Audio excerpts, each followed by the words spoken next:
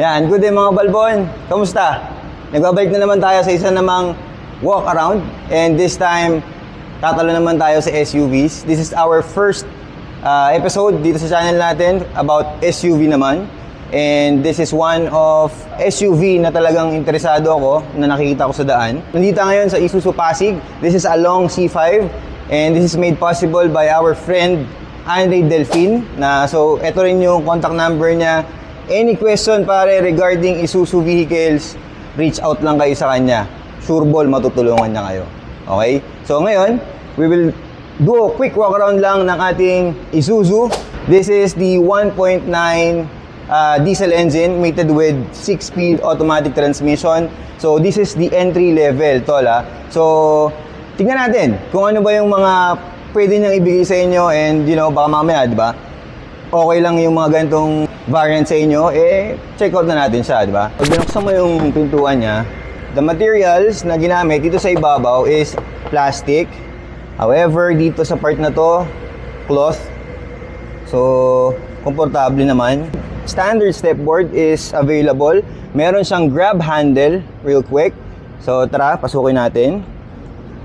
Iyan. Okay. Nice. And of course, let's hear how it sounds. Alright, that's a standard. Good for me. Let's start with the steering wheel. The steering wheel is urethane wrapped steering wheel. Okay naman siya. Gusto ko yung ano niya, gusto ko yung design niya na merong silver accent here. So that's good for me. And then the Isuzu logo there. 2 analog instrument panel. Wala siyang wala siyang mga controls dito no. And then yung air vents mo, syempre, ayan. And then meron kang adjustment ng ilaw dito, headlight adjustment, and then ito yung on and off ng rear aircon. Ito para tos yung adjustment ng ilaw niya is in case na loaded tong sasakyan, so the tendency medyo titingala ng ganun yung sasakyan. So meron kang capability to adjust or to level yung ilaw para hindi masisilaw yung kasalubong mo, diba? So that's good. And then yung ibabaw pare, hindi siya plastic pero soft touch pare, hindi siya yung plastic na inaasahan ko. Ito yung hazard mo. Then you have your air vents here na parang pakpak ng parang pakpak ng panige pare. Ang ganda, maganda naman siya, maganda yung quality, maganda yung feel. So nice touch. Meron ka ditong upper storage, and then meron din syempre dito sa baba. Yan. So this is your 10.1 infotainment system na merong Apple CarPlay and Android Auto. However, they're still wired. Kailangan mo pa rin siyang i-plug dito. Ito yung controls mo, which is good to the touch pag pinipindot mo siya. So dito may lalagay dito may kakabit yung USB mo if you want to connect your phone. And then you have your 12 volt sockets here. Meron kang storage dito sa ilalim ng konti, lagayan ng card or cellphone. Pwedeng cellphone dyan.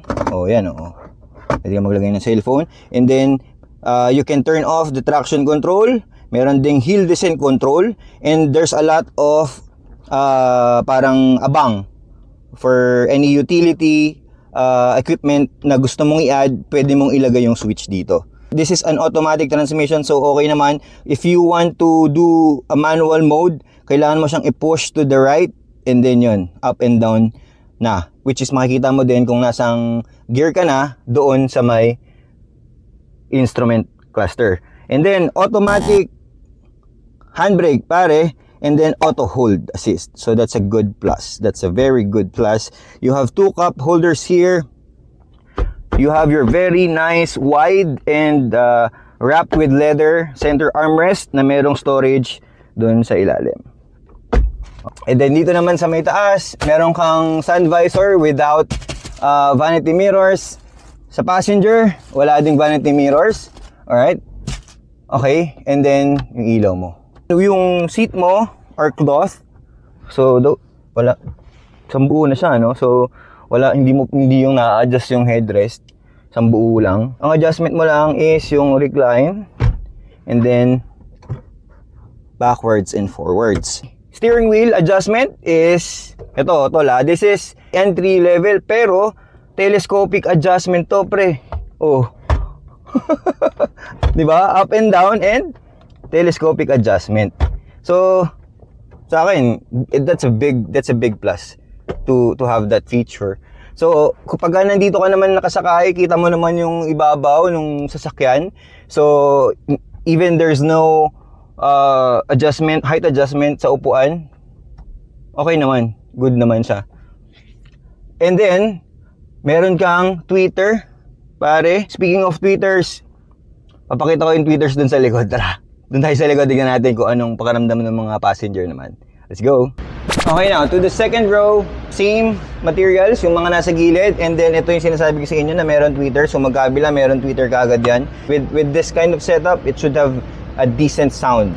Of course, very important para sa ganitong sasakyan dahil mataas siya. Meron siyang grab handle here. Okay, let's go. Tayo.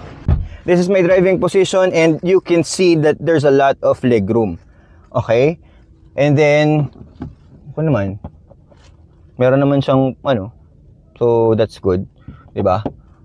And then you have her grab handle here. All right? So mukhang okay naman, mukhang komportable naman dito. And then in the middle, you will have a storage here in a 12-volt socket para kung kailangan, para sa mga bata na nandito sa likod or kung sino man ang gustong mag-charge. And then your air vents are up here. And this is a 360 air vents. So, pwede mo siyang ikot-ikot na ganyan. And if you don't, medyo nilalamig ka na, sasarado mo lang siya na ganyan, di ba? So, meron kang control dito ng airflow. And then, meron kang ilaw dyan. May center armrest ka with, wow! Cup holders na pwede mo ring alisin yung cup holders na yon. Pwede mong lagyan ng, French fries, ganun. di ba? So that's good. Good touch. Pwede mo siyang iganyan kung medyo malayo-layo yung biyahe nyo. O gaganyan mo lang siya. Meron ba siyang, wala siyang adjustment to move forward and backward. Pero ayun ang luwag yun. And then yun pa, meron ka pang, yung paa mo pwede mong i-shoot dun sa ilalim. I-check out naman natin, of course, yung third row. Kung ano bang kondisyon ng mga tao doon. Kung magsasakay ka man ng pang-anim at pang-pitong pasahero. So, if merong sasakay sa likod, basically, meron ditong kailangan lang i-pull. It will fold. And then, yan. So, meron kang pwedeng pasukan dito na, for me, it's a decent amount of room para pumasok. So, meron ka namang step board. So, tara. O, pagpapasok ka, gaganyan ka lang. And then, ayan. And then, if we will close it, angat natin siya. Ayan. And then, kunyari, i-adjust natin para komportable yung nandun. Ito yung knee room pare, oh. Diba? So, ito, actually, pwede mo pa tong isandal. Ayan, oh. Oh. Oo nga. Oo nga, komportable nga dito, tol. Kahit adults, 2 adults, actually 3. Kung may bata kayong kasama, kasi, pwede. Komportable nga dito sa likod. Oh, may headrest ka pa. Oh. Di ba? It's fine. It's pretty much, it's good. So, meron kang dalawang cup holder sa magkabila. Meron kang storage. And then, meron ding 12-volt sockets dito sa may bandang likod. Papakita ko sa inyo mamaya. If ever na kailangan naman mag-charge ng mga nandito sa pangatlo. So, I think this is a good amount of space. Lalo na kung bata lang yung sasakay dito sa likod. Pero kahit naman kasing laki ko, tingin ko kahit long drive, tatagal ako eh. Kasi nga, meron din siyang air vents, pare. Meron ka ring 360 air vents dito sa likod. And the headroom is good. Parang dito din sa may second row. So, ayos. Now, let's check out the back and how we can configure the seats. Lalo na syempre, kailangan gusto natin yung mga car camping, di ba? So, tingnan natin kung ano yung kapasidad niya at kaya niyang gawin. Let's go. Alright, so dito sa tank naman niya, wala na siyang doon, wala nang switch doon sa harapan. Pipindutin mo na lang. Oh, yan, oh. Pag magpapagas ka, pipindutin lang yan, and then, basically, karga na. Yun. So, that's a good touch. Ganyan na yung uso ngayon. So, ayan yung likod niya, tol. Ayan, oh, meron siyang MUX na badging doon sa loob ng LED tail light. That's all LED. Then, you have your MUX badging here. And then, yung napakaganda, simple but very neat na logo ng Isuzu. Wipers. Your brake light is the top third brake light. Yan. So, pogi pare, no? Mas gusto ko tong likod na to from the previous generation. Mas gusto ko siya. So, when you open it, manual, hindi pa siya power tailgate since this is just an entry level. However, that's fine with me. Okay lang sa akin yun. Hindi ko naman kailangan ng mga lahat is automated. So, this is the space. Meron ka ditong false floor na pwede mong paglagyan ng kung ano-anong pwede mong ilagay. Siguro, ano ba?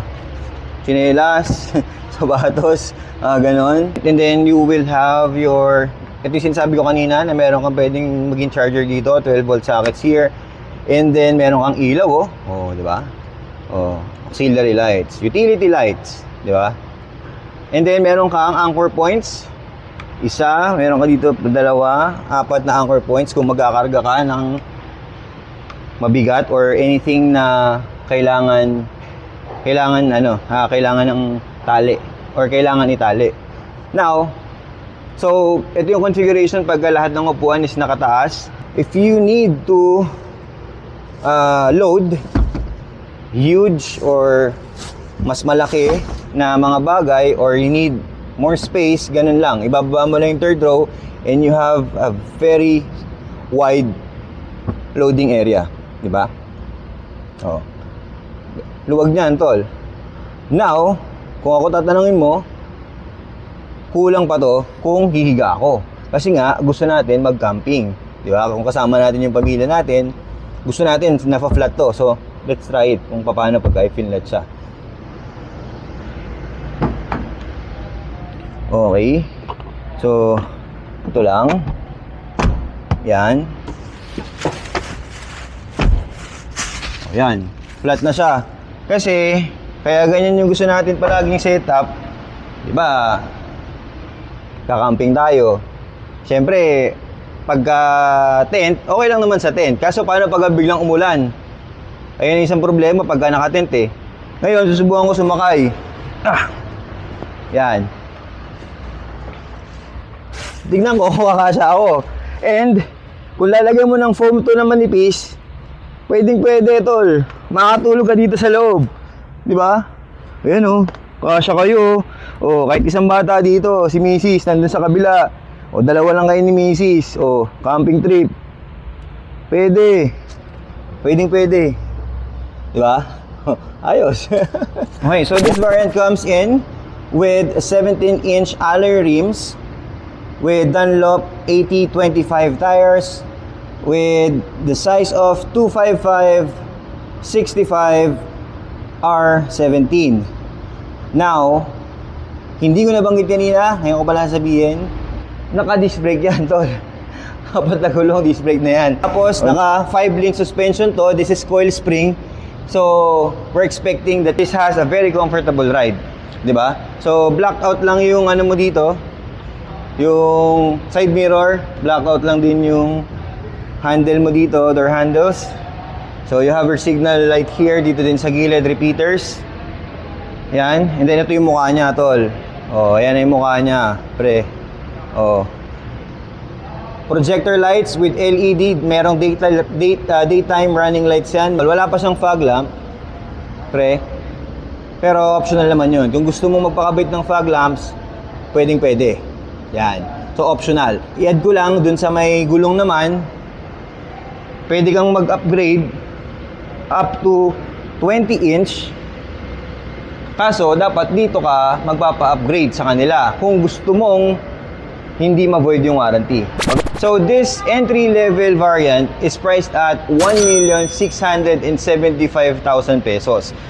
Etong variant na to, they have a promo here na low down payment. So the down payment is 49,000 pesos. Of course, syempre, subject for bank approval yan, di ba? So, any further question about that promo, kontakin nyo lang kagad si Andre. Tutulungan niya kayo. Di ba? Okay. So, if you're looking, of course, for a very reliable vehicle, SUV, that can serve you and your family for a very long time. Since this is Isuzu, and their support here is very good, and they have 3-year warranty. So, alam mong maasahan sila. Kung hindi ka pa nakasubscribe sa channel natin, subscribe ka na. Kung gusto mo yung mga ganitong car reviews, marami pa tayong mga susunod. O, paano mga balbon? Tara, sa tagumpay!